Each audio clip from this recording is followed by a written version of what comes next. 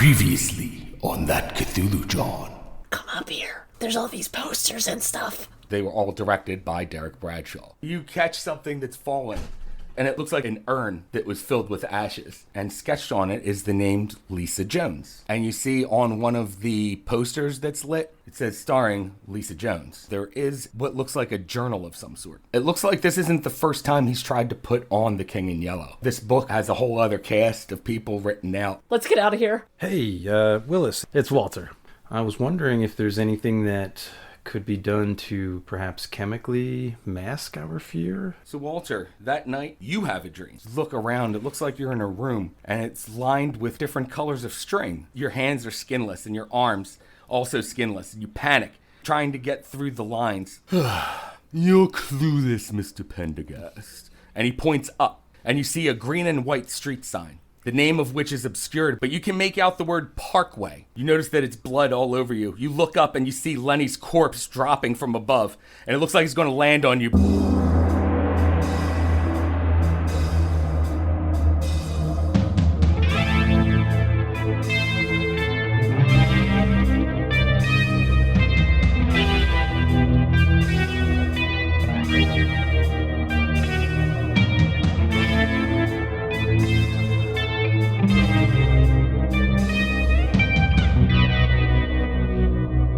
Welcome to that Cthulhu John.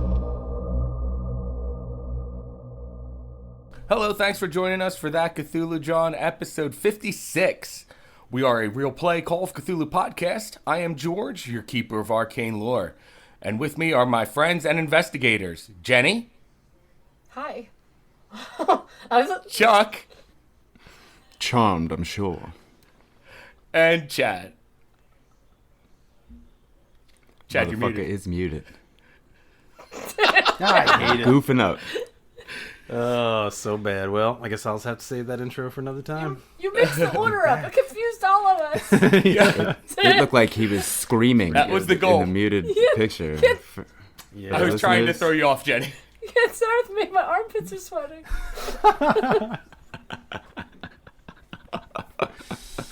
56. 56. Make sure to listen to it, everybody. Okay, so we last left off. Everyone went to bed. It is now Bedtime. After bedtime.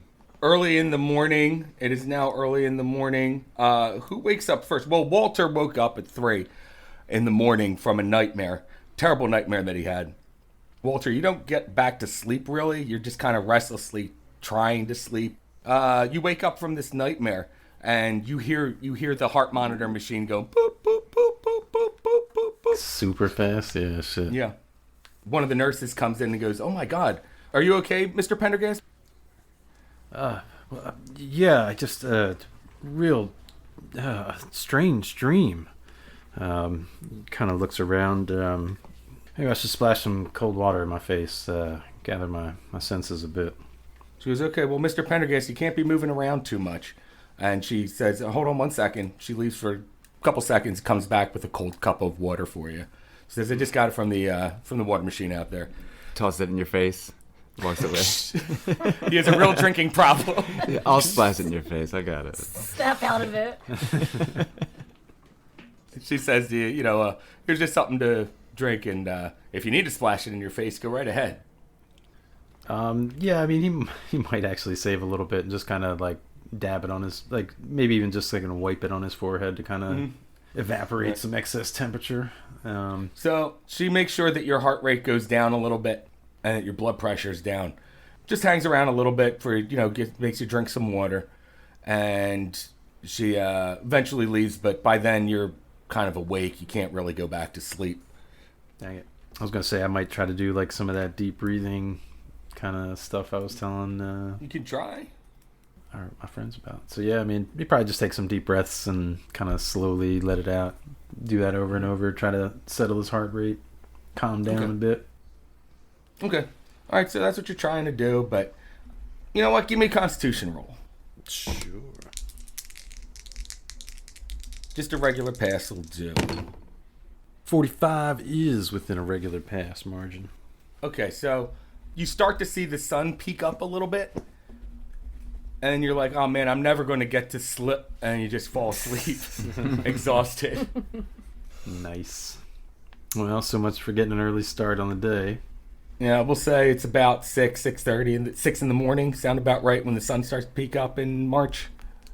Yeah, probably about then.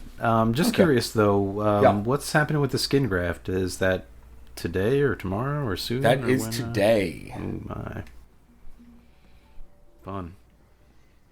So that's where we leave off with Walter. Heather, what time do you wake up? At like 10. 10? That's pretty early for Heather. Heather, you wake up, you start to take a shower, brush your teeth, get your day started. But you notice in the shower, there's like an itchy bump on your finger, your forefinger. You're like showering, trying to like rinse it off, get it off or something, but it's just still there. It just won't come off. You don't think too much of it. Is it? Or do you? Is it? Okay. Do I think, oh, is that where I touched the dust? Like the corpse? What dust? The corpse dust? The urn that fell? The urn that fell. Oh, yeah. If you didn't use the gloves I gave you after the fact. You never touched it Oh, right. with your Yeah, hand. I caught it. All right. Exactly. Yeah, you never actually touched Okay. the ashes. But you have this weird itchy bump there. No matter how much you scratch it, it still kind of itches. It's very annoying. Maybe I pour some peroxide on it. All right. So pour some peroxide on it. Fizzes up a little bit, but doesn't really help too much. Okay. I don't know what else Walter would have here. Probably some hydrocortisone cream or something. Is it like a bump like blood blister style? Yeah, it kind of looks like a wart almost. I say I stick like a little pin in it and squeeze out like pus or something and then pour more peroxide on. See, I don't know. Okay. All right, so Get you that put a medicine pin in roll. it. Yeah. Yeah. Definitely. Give me a medicine roll. Or first aid, one of them too. I have that. This is more of a medical knowledge kind of thing. Gotcha. Yeah. Come on, sweet purple dice. Be cool. No. 70. Be cool. No. Not at all. So, Is it so annoying that I'm like, I gotta go to the doctor? not like that bad, but Okay. it is annoying. So you take a little pin, you kind of lance it a bit. Some like clear, like watery kind of looking stuff comes out, but nothing like blood or pus or anything comes out of it. All right, just throw some calamine lotion on it. All right, so you throw some stuff on there. Some of the calamine lotion seems to help a little bit. Still kind of annoying. Where do you go from here? I'm gonna go back to my apartment. All right, so you head back to your apartment using Walter's car, I'm assuming. Oh no, wait. You can walk to your house from Walter's, can't you? Yeah, I was just gonna walk there. Okay, no, that totally works. All right, so you go to your own apartment. Head up there. You open the door, head in, and did you leave the TV on? I did. I left everything the same. TV's still on. None of the lights are on, though. Were they on before? They weren't on before, just Okay. the TV was on before. It looks like this place hasn't been touched. Okay, it's daytime, so maybe I'll turn like the living room light on, and I want to go to Ginger's room and see if she has a copy of her script anywhere, and see if I could find anything about her character or the candles, just anything that relates to what we saw in the house. It's not a bad idea. I didn't think about that at all. So you start to head over to Ginger's room, the further bedroom there. As you're walking past the living room, you see a little flashing light on your answering machine. Sweet. All right, I press it. Remember how answering machines like would blink at like how many Yeah. messages you had? Yep. Oh yeah. Okay, so on the answering machine, you hear, "Hi, Heather. This is Glenn Galworthy. You know, I wouldn't say relative or anything. He sounds kind of jovial on there. He says, but I got the pictures of that necklace with the charm on it, and that is definitely my stepson's, without a doubt. It kind of has a certain significance to your grandmother specifically, but she's still in her semi-catatonic state. When she snaps out of it, I hope is soon, she'll be happy to see this necklace without a doubt. I just know that she'd snap out of it more if she knew that she had a granddaughter out there, though. I know that she'd just be overjoyed by it. Does he sound creepy like he did the last time I talked to him on the message? He sounds less creepy like this suspicious? time. Okay. Is that the only message? That's the only message. None from like Bradshaw saying like, hey, I took Ginger here and this is what we're doing and this is like how you can stop us? Yeah. Cool. Okay. Let me just leave the details on how to stop my master plan. Whatever you do not go to the 14th page and do the spell that's at the bottom. So you look through Ginger's stuff and eventually you do find what looks like a script there. This script seems to be in order with other people's lines in there too. Unlike her last script, which was all out of order and stuff. Like the master one. Yeah. Can I figure out what the play is about now since it's like more put together? It's still all like poem sounding, so it's hard to kind of determine exactly what it's about. However, as you're paging through it, towards the end of the play, about 3/4 of the way through, her character gets sacrificed to the King in Yellow, the Great Haster. Cool. So he did leave a formula for his master plan. No, I'm just kidding. Grab a little backpack, throw that in there. I guess I'll call Glenn back. All right. Good old Pop. All right, so you call... Collect. You call collect. No, it doesn't have to be collect. It doesn't matter. It's not my... I don't live there. Who cares? Your name's still on the lease, isn't it? Yeah, I mean, who pays the phone bill? I'm the roommate. It's probably under her name. Plus, it doesn't matter. The world is ending. I'm not paying Right. this bill. You already stole her jewelry anyway. What's a collect call? You call Alaska. And and you hear what time is it? It's here. So over there. 10 3 hours. Okay. So you call over there and you hear someone pick up and he goes, yeah, hello. Is this Glenn? Yeah, this is Glenn. Who's this? It's Heather. Says, oh, Heather, thanks for getting back to me. Yeah, no problem. I've just been out of town a bit. So, besides knowing that it was my father's, do you know anything about it? Like, where did he get it from? He says to you, it was passed down to him from his father. It's kind of been on his side of the family lineage for a while now. What was his father's name, if you don't mind me asking, since it would be my grandfather? Oh, well, yeah. I mean, I guess you could call him your grandfather. But his name was... Hold on. Wouldn't Alaska be like, 4 or 5 hours or something behind us? So like 5 a.m. here would be midnight there or something like that? I don't know exactly. But I think know it's past the West Coast time. I think it's one more. I think it sticks out way further. Maybe I'm wrong. Because I think like England is 5 or 6 hours away, It's not even so real in my head. it's not That's that far. ahead of us. That's 5. Alaska. It's quite Yeah. far. This is an expansive country, but yeah, England's 5. I mean, the world is also spherical too, though. It's up at the top of the world. According to who? Let's all do. Most people. According to your scientists. I've seen some videos that say otherwise. It's on the back of a bunch of elephants riding a turtle through space, I thought. It's turtles all the way down. The core of the earth is just turtles. Yes. Walking in a circle, and then the How do you think the Earth spins? I think it just constant... flies along in space. I don't know if it really spins. It's just a Terry Pratchett nod. Yeah. George made me watch some of the live action movies. They were fun. Yeah, they are fun. You should read the books. They're even better. Hey, who got time for that? Get the audiobooks.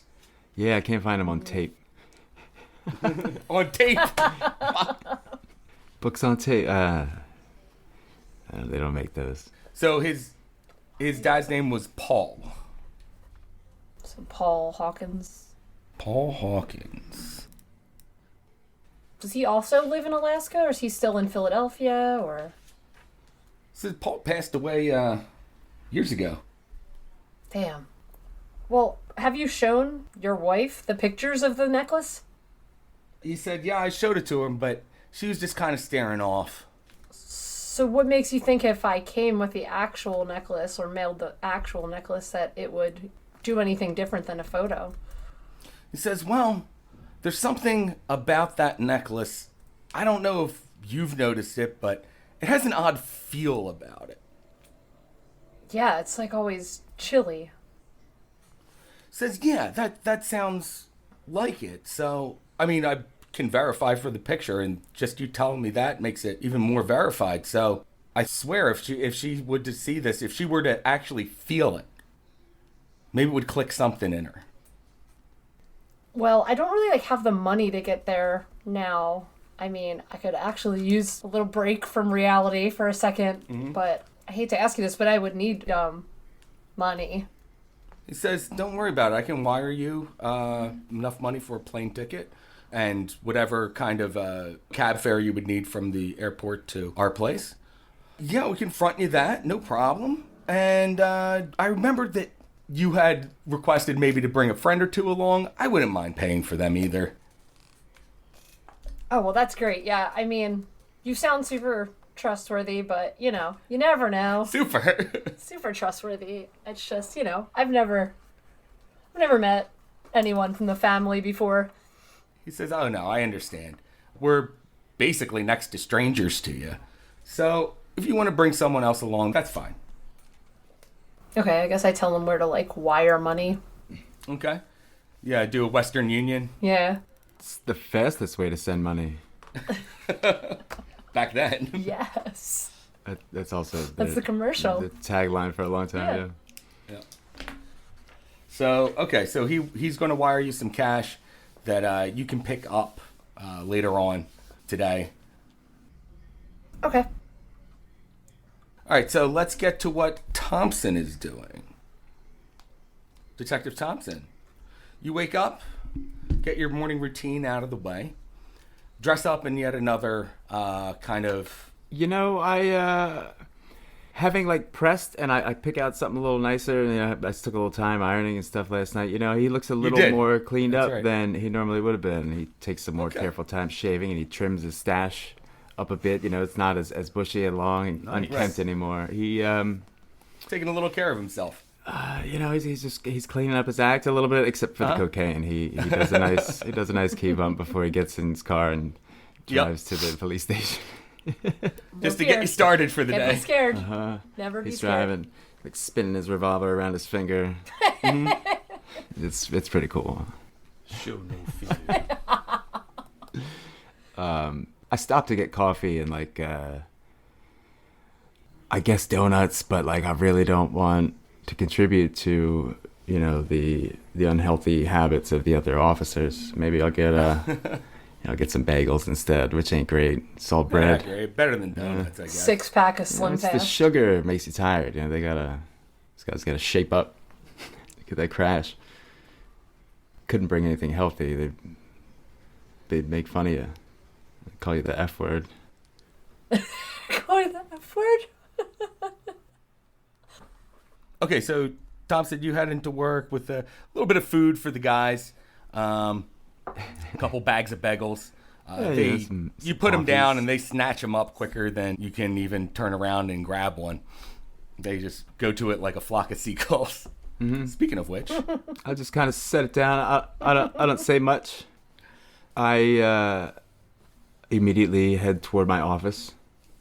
all right. There's that young go-getter. If I see him, I kind of just point at him and kind of give him Right. a head nod.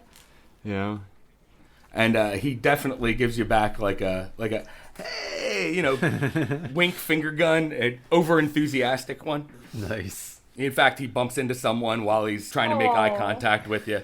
You made his day. So you head on to your office, and after about a half hour being in your office, you get a rap on the door. Wicked. Come in. Door opens, and you know who it is right away. It is your sergeant, Frank Manning. I don't know any Frank Manning. That is a made-up name. Sounds like a made-up name. All right.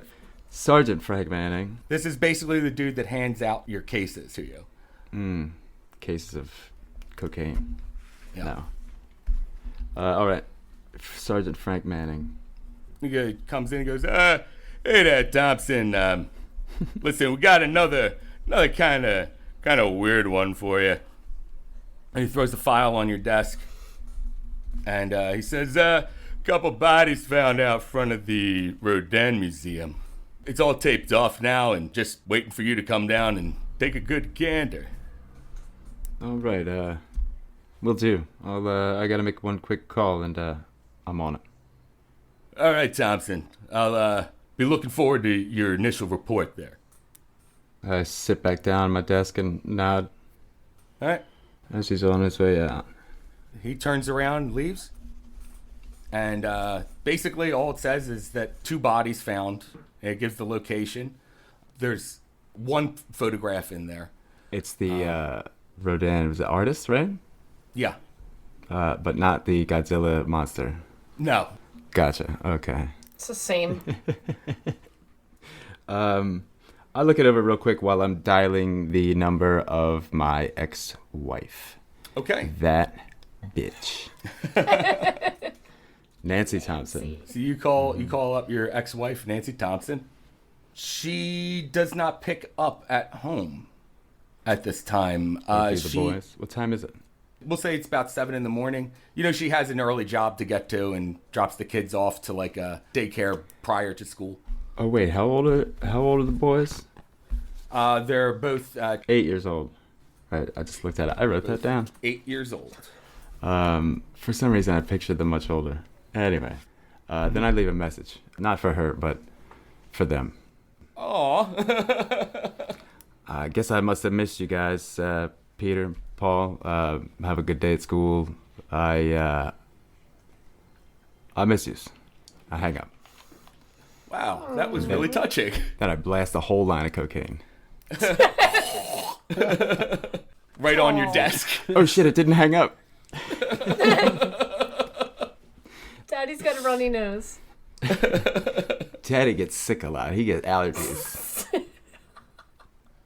But yeah, I had to. It's been a while since I've acknowledged the fact that he loves his children, so I threw that up in there. Right. That's sweet. Hopefully it'll be good karma for him. Yeah. If he's gonna be a hero. You just got handed this new case here. Yeah. And I head to the Thompson mobile. okay. The Thompson bird. To the Thompson bird. T-bird. It was right there. How did we not do that before? The Thompson bird. We would have tripped over that one eventually. Thompson bird. I don't think whipping out the Thompson bird is something that needs to be seen. Oh, yeah, maybe not. Whipping out the Thompson bird. For example. No one says they whip out their car. It's not even a good innuendo. If you have the Thompson bird, you say you whip it out, I'm sure. So you got the hop in the T-bird, head down to the Ben Franklin Parkway, where the Rodin Museum is. Okay. Is that where you go?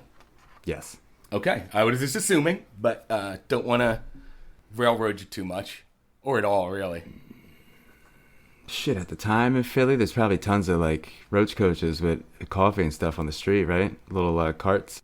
Yeah, I saw it selling like egg sandwiches, things like that. Yeah, I make sure to park near one of those All right. and get some coffee and a soft pretzel. Yeah, they were probably Yeah. good back then. Get some good deals. Man, I remember eating them when I was a kid. They were so good, They were better. and they were everywhere. Like on the boulevard. Yeah, they were Yeah. the dude at like the highway exit with a ton of them standing out in the Oh cold. my god. Yeah. I want one of them right now with their pee hands. Do you remember that guy got caught on camera and he was like peeing and then he was bagging up pretzels? Yeah, I remember that. There's nowhere to wash your hands outside. I mean, But it changed absolutely nothing. Like, I didn't care.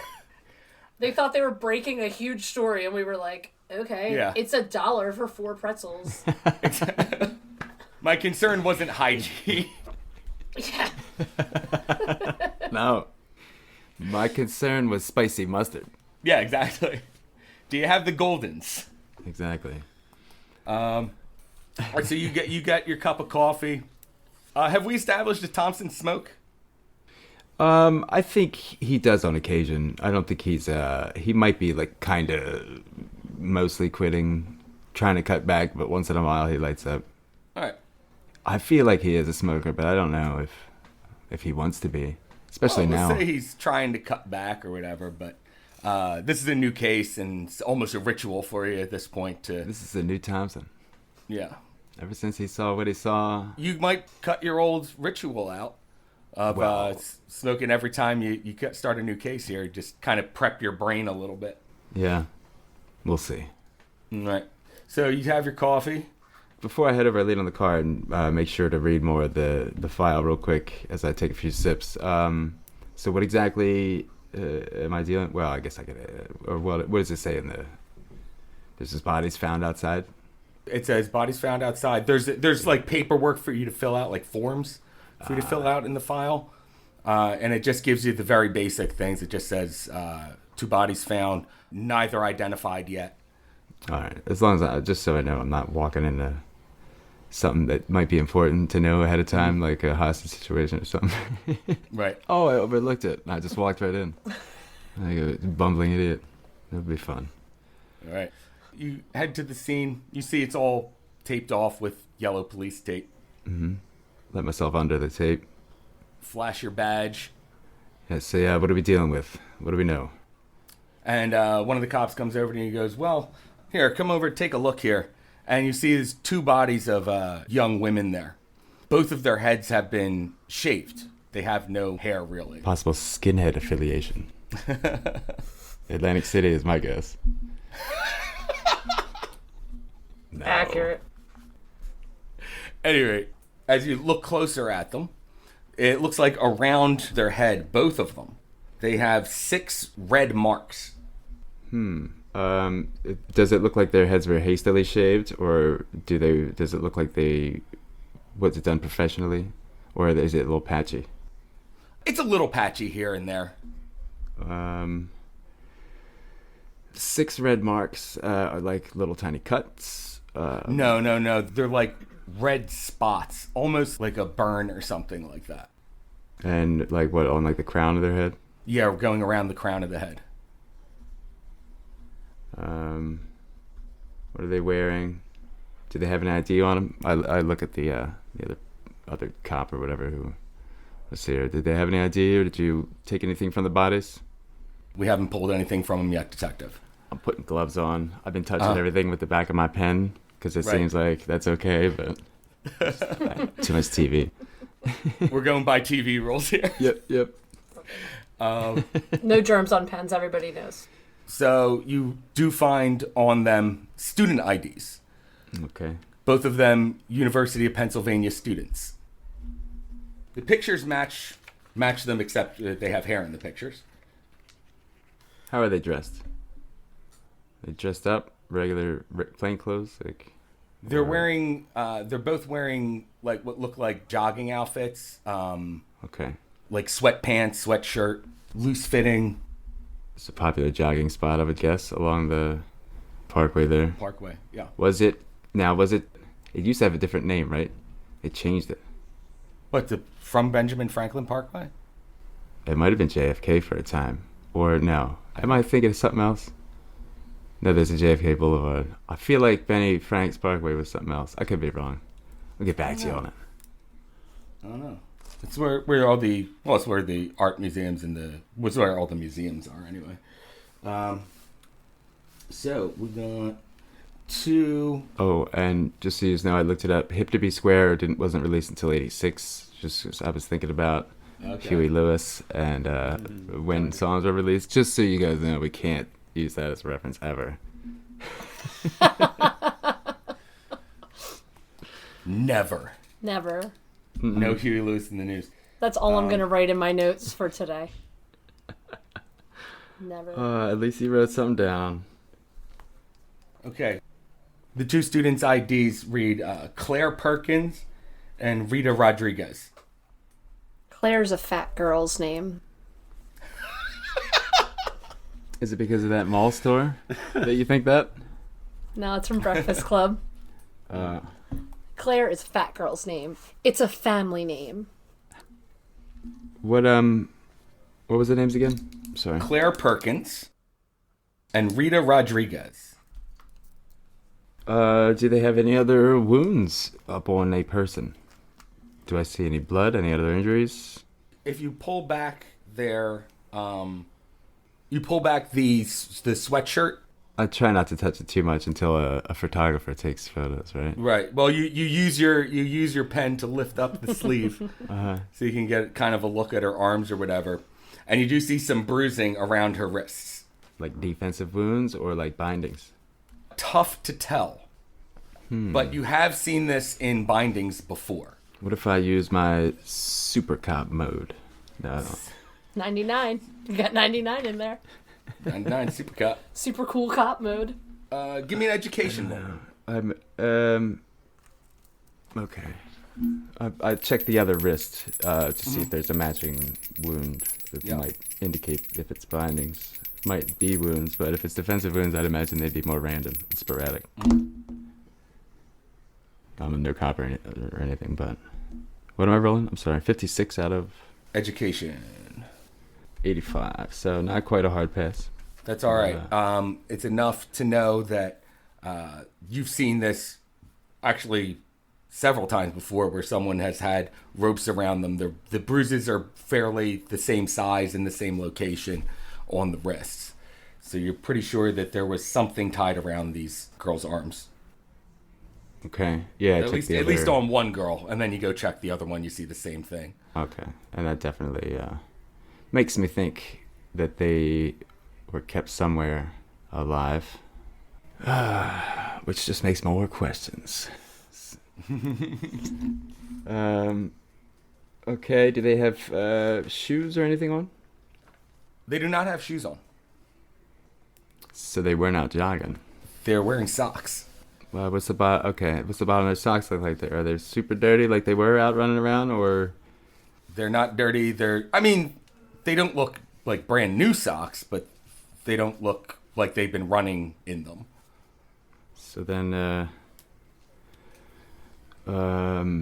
They were dumped there. That's what I'm thinking. Is there any of that blood pooling that you get from like laying in a spot, and then when you get moved, like sometimes you might not be in the same position, so there's some indications. I watched a lot of NCIS for a while, guys, just so you guys know that the original.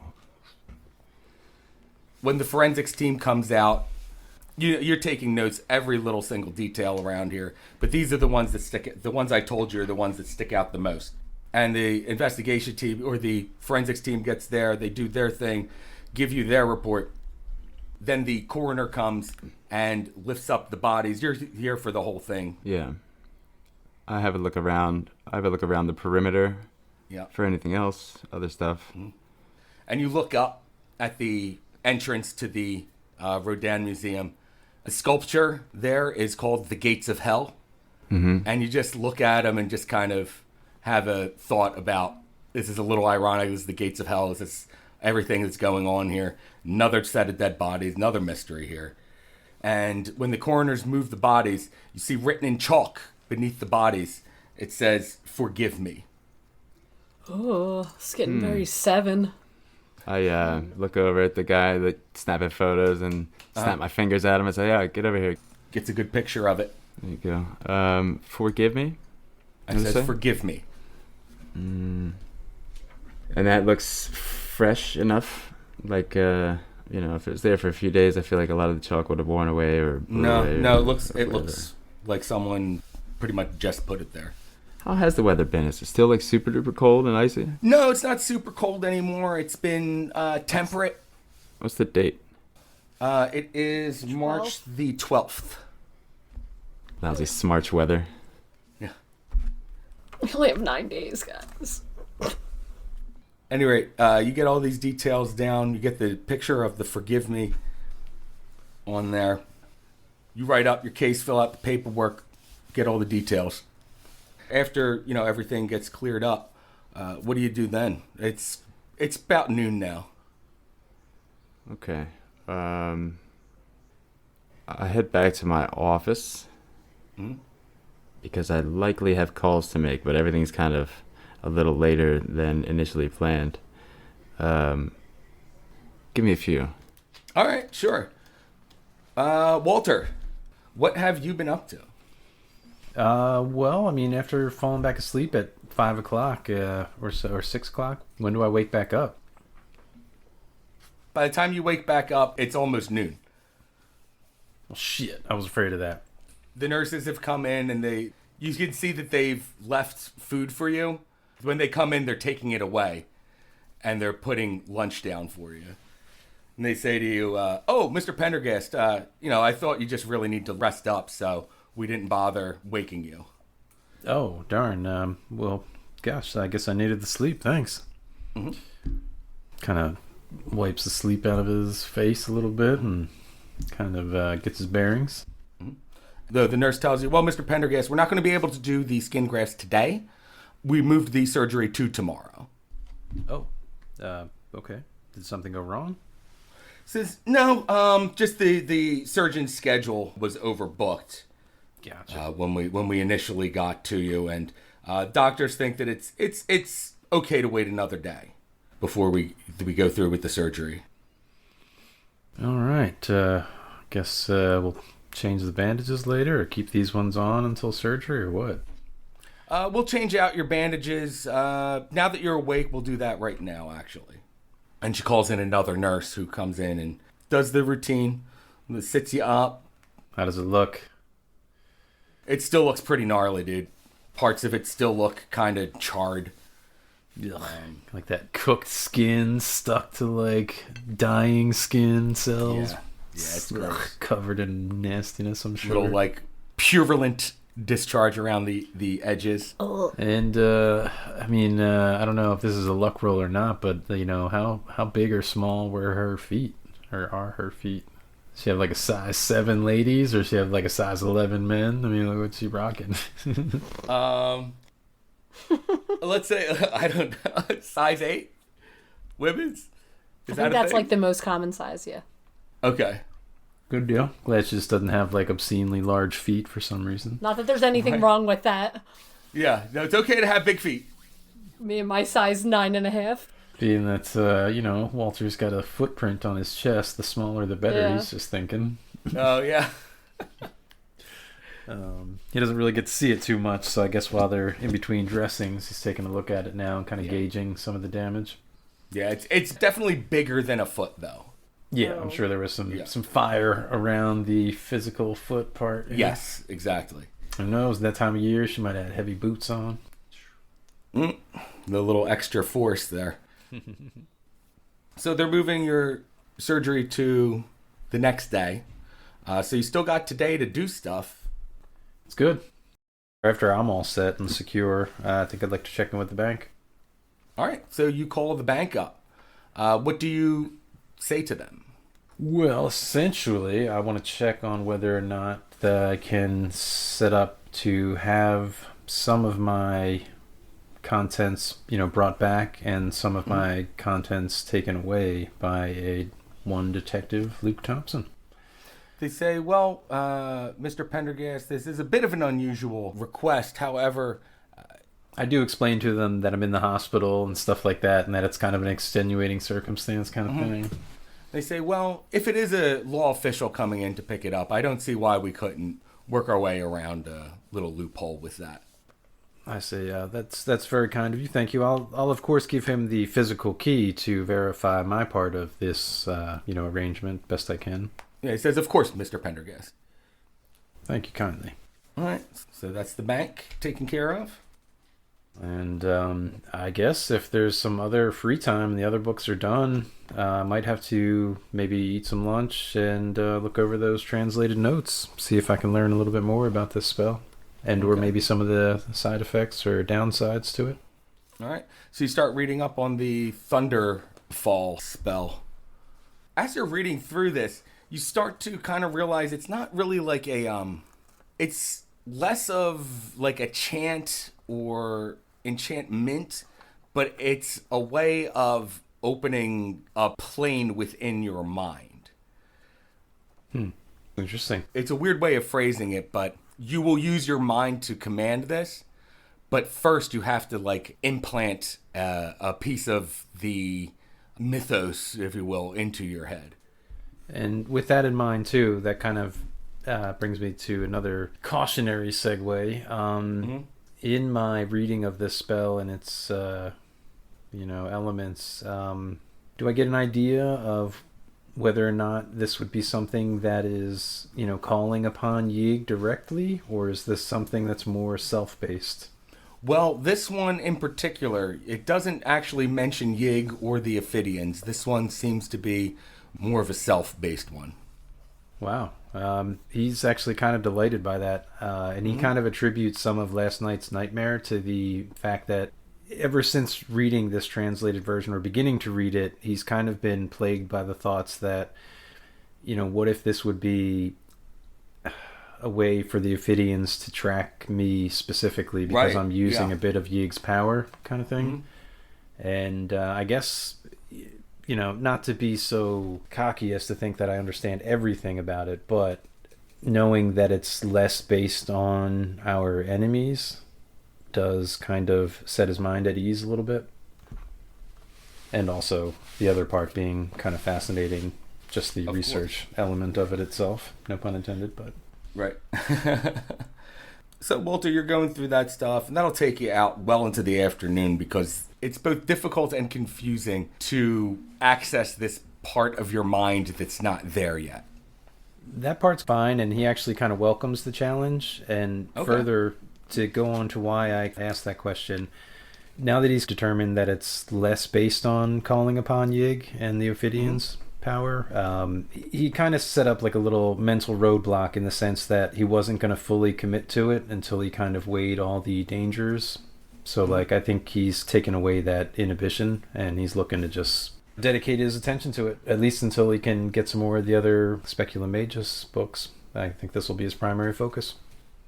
All right. Very good. So you're just going to do that until you get the other books that Thompson's going to get for you. Yep, assuming all that works out. That'll take you out into the afternoon. Heather, what are you doing in the meantime till at least noon? Okay, so I'm gonna like walk home, but like a long way because I know there's a pawn shop, but a different pawn shop than the one I went to for the necklace. So you head around to the pawn shop, not the one that's close to you, but the one that's a little further away. Because I don't want it to be the person that looked at the necklace and then like be like, "What's this girl's deal? She's always got this shit." I got you. So you head to the further down pawn shop. You trade in some of that jewelry that you stole. Yeah. Okay. All of it. Anything they want. All Anything. Anything they'll take. Yeah. All right. And then I ask them about the necklace, which I'm sure they're like the necklace I'm wearing. They take a look at it, with like one of them loops or something. They're like, maybe pyrite? I don't know. It's pretty cold though. Yeah, that's what I was wondering. It's no big deal. I, just trying to figure out what it is. Okay. He says, here's your money for the other jewelry, and he hands you a $100 bill. Sweet. All right. So then, I'm gonna go to the pharmacy. Mm-hmm. And okay. I'm gonna buy a bunch of activated charcoal just in case. Never know. Okay. And I'm gonna ask the pharmacist about the bump on my finger. Like, okay. Know what I should do for this? I don't know where it came from. It's crazy itchy. Okay, so they take a look at it and they go, well, it looks like a plantar wart. Try some this stuff that freezes warts off. Just give that a shot. It might take a couple treatments, but should go away with it in maybe a couple days. The compound W. Okay, so I buy that with my freshly earned money. Yep. All right, so you get your wart treatment. And I'm gonna go to the library. All right. So you head to the local library. What do you do there? I'm going to check out a book about breathing calmly to relax yourself, like Walter was saying. Okay. Yes. All right. So you find yourself a good book on breathing and Zen meditation. You find actually a couple books on it. One of them's a bit more contemporary, though, so you kind of lean towards that one. You do pick up the book, and where do you go from there? I'm going to look on their little... I'm going to sound so stupid. It's embarrassing. What? Like, was there computers then? Like, at the library? There was, but not ones for people to use, I don't think. Probably like cataloging. Actually, purposes probably only. there wasn't at all. I don't think there was. I think it was all catalogs. Okay. I'm going to ask, like, one of the librarians if they know anything about The King in Yellow. If there's, like, a book on it. Okay. Or if there's anything on Professor Bradshaw in, like, newspapers. Maybe, like, something like a local newspaper about, like, his shows. Mm-hmm. Sounds like a microfilm adventure. That's the word I was going to use, but I didn't know if it was right. I didn't want to sound dumb. No, that's definitely what you're looking for. They haven't heard of it, any of the librarians there. Okay. Either. So do I look on the microfilm, or is that something a librarian has to do? You can. They'll hand you the microfilm that you request. Okay. Then I'm going to look up Professor Bradshaw and just plays in general, and that's it. Yeah, see if I see any, like, anything about his, like, playbills that were in the paper, or anything about, like, oh, this new director or new Right. play. Give me a library use roll. Yeesh. Come on. 44. No, I have 20. No. And so you're zipping through these things, and time's getting away from you a little bit.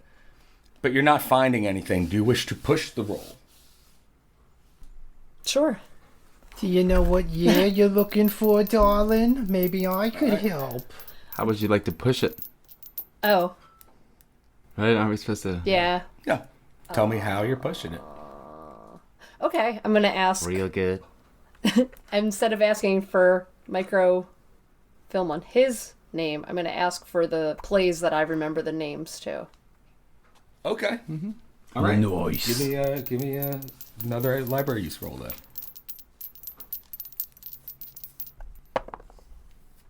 21. Nice. I'm going to use a point. You can't. It's a push roll. Oh, fuck! Fuck! Come on! I hate this game! Heather, before you know it, the library's closing. It is 5 o'clock for you. You've wasted your whole day at the library with finding nothing. Fucking nerd. Probably all hungry and stuff. You're hungry. You've just been focusing too much. Living off Welcome of, to Walter's world. Marcus. I've turned into my boss. You turned into Millie. You're one step closer. Been reading all day. Haven't learned anything. Yeah. It's weird how library use has been so underused so far in this game. When the last one we played was so I'm so important. happy I got 45 in it. It's like so hard to fucking develop. I could have got a check mark. And then I could have got more points. All right. So, Thompson and Walter, what are you guys doing until 5 o'clock? Well, Gotta coordinate that key handoff. I was going to call Walt Yep. and see how that went as one of my Okay. calls. I'll start with him. All right. You call Walter. Walter, you tell him about the call to the bank, and he's got to come get the key, basically. Everything's scheduled and ready to go, waiting on you. Excellent. I have a few other calls I have to make, but I'll try to swing by as soon as I can. Definitely before bank hours have ended. If you get a chance to bring any coffee, you'd really be doing me a favor. You got it, Walter. Pick up some good coffee. All right. So you head over, grab the key from Walter. Do you then head to the bank and get the books? Not quite yet. No, I have some other calls I Okay. have to make. All right, so you got the key from Walter. Walter can't stress enough how protective and important these are. He's just like, I don't know if you want to take my messenger bag just to keep them in something and put the other ones in. You're more than welcome to just keep this to use as your disposal. It'd probably be best to keep them in something. I'm sure we have something that'll keep them nice and safe around here. If not, I'm sure I have some briefcases and stuff. Okay. Yeah, you definitely have some safekeeping places to put it. Like everyone that had a blazer had a briefcase in the 80s. Absolutely. Of course. It came with them, actually. When you bought a blazer, you got a briefcase. It caused a lot of waste. Like a lot of waste. Still waiting for it to fold out into a flying car. So next I want to look through my notes and find the business card or the information for Willis Freeman's office at University of the Megas 5. Okay. Where they work. So you The call university. of the Megas Welcome to Megas 5 University. You won't need those books here. You're probably not good enough to even call. You know how expensive that school store is? M5U. So you call Willis Freeman. He is currently on lunch break in his office, so he picks up the phone. I didn't And expect you hear him like chewing on something. Mm-hmm. You hear, yeah, hello. Take your time. It's Detective Thompson. And you hear a deep. He goes, oh, sorry. Detective Thompson. What can I do for you? Just had some questions. Wanted to meet up with you. It's about the Lotus that we discussed. Yes. I thought if you had some time, perhaps this evening or something, we could have a chat. As far as we know, there's only one left. I'm not sure how long it's going to last, so we might have to do something with it. Mm. But if you can brainstorm some ideas, or I don't know, I'll meet up with you later with the Lotus. Says, okay, later tonight. You want to meet at the university? Probably better, I guess, to do it wherever you're going to be working. I mean, Says, yeah, well, I'll be here late grading papers. I'm sure you could store it somewhere or whatever. I'll bring it with me later then. What time would be good? Says, 6 o'clock would be good for me, Very good. if you can make that. I'll give you a call if I can't. Thanks. Hang up. Says, yeah, no problem. Hang up. All right. So, any other phone calls you got to make? Yes. But first, I got to refill my coffee, and I'm going to go down to the lab All right. with a couple of samples I took Catherine. on the side. With the what on the side? With a couple samples I took on the side. Okay. All right. So, what samples are you taking down there? The multiple partial prints in blood from the wall in Bradshaw's house, and the scrapes of the dried blood. Okay. So you're taking that stuff down to forensics. You see Kathy down there, and as usual, she gives you a nice, happy greeting. Oh, hi, Detective Thompson. Smiles. What can I do for you? Say, it was Kathy, right? Say Kathy? Kathy. Ack. Yeah. Say, It's Catherine. Kathy, nice to see you. I assume you're going to be somewhat busy with crime scene down the Parkway. Says, yeah, there's a lot to take in now. But I'm wondering if you could, if you find a little extra time, or I don't know if it would be easier just to run all the stuff at once, but I have a couple things I'd like you to take a look at and maybe tell me what you can about. Pull them out of my pocket. There's multiple partial prints of what seem like the same finger, and some scrapes of dried blood. I'm not sure what you would be able to tell me about it. Anything pops up, I suppose, any hits. But more importantly, if it's male or female, I'm sure you would know, right? Oh, but by the blood samples? Absolutely. Thank you. Don't work too hard, but I guess I could try to make it up to you. She blushes when you say that and averts her eyes from yours. And she goes, whatever it's fine. You don't have to do anything for me.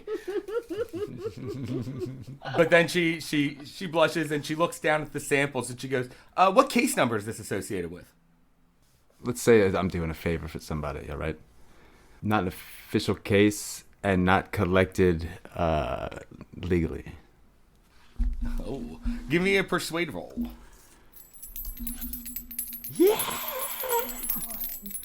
Persuade, which is with the P's.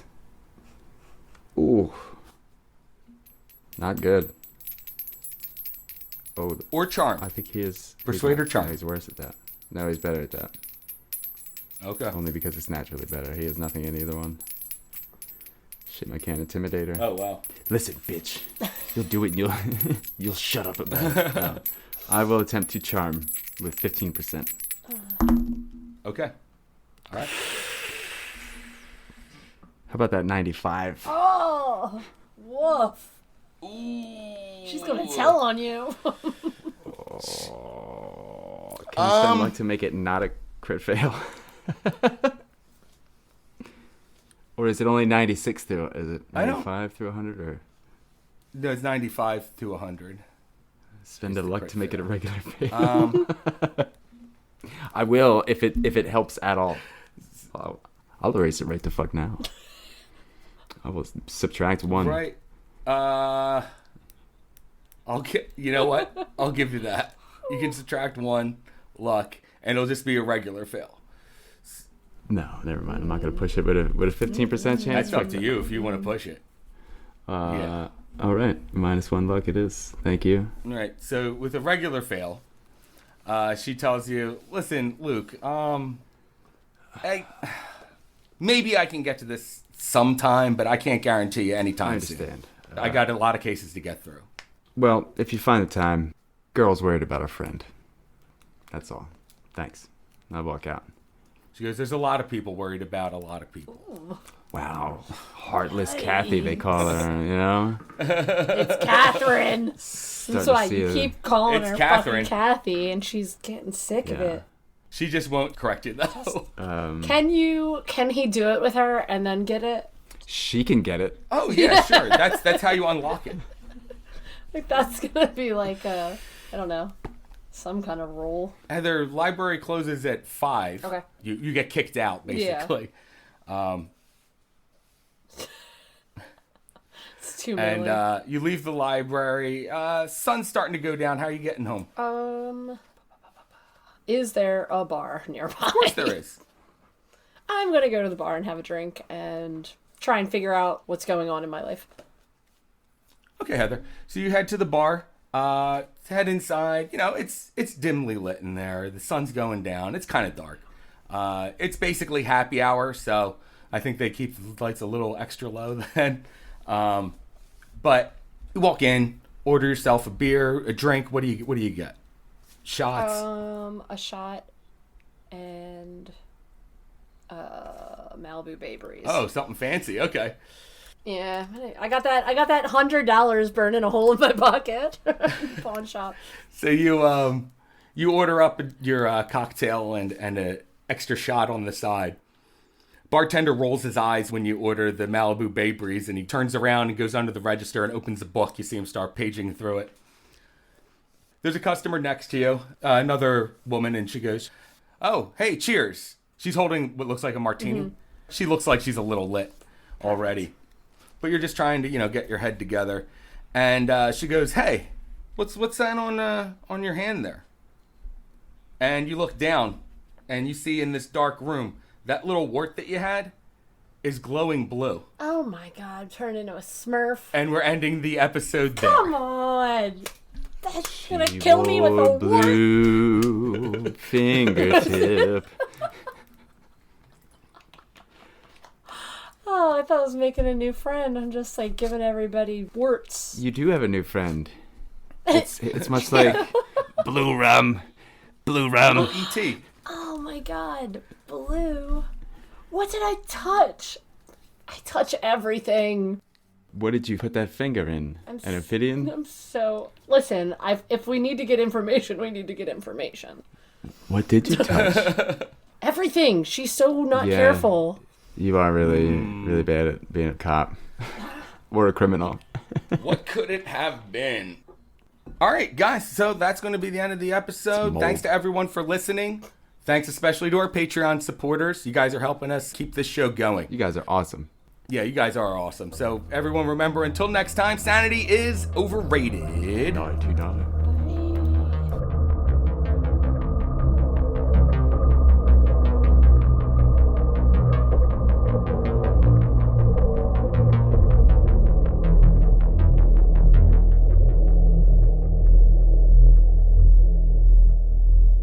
It's the 80s. Do It's as like much Die coke as Hard. possible. Yeah, It's never not a good idea to do as much cocaine as possible. If I was to have ever done coke, I don't Hans, think I Bubby. was scared out of anything. Theoretically, No. He's not the guy from Die Hard. Hey, this is George. Just a quick reminder to like, follow, and review us if you like what you're hearing. And if you want to support us and make our show better, head on over to our Patreon. You can always email us at contact@thatcthulhujohn.com with any comments. And you can follow us on Instagram @thatcthulhujohn.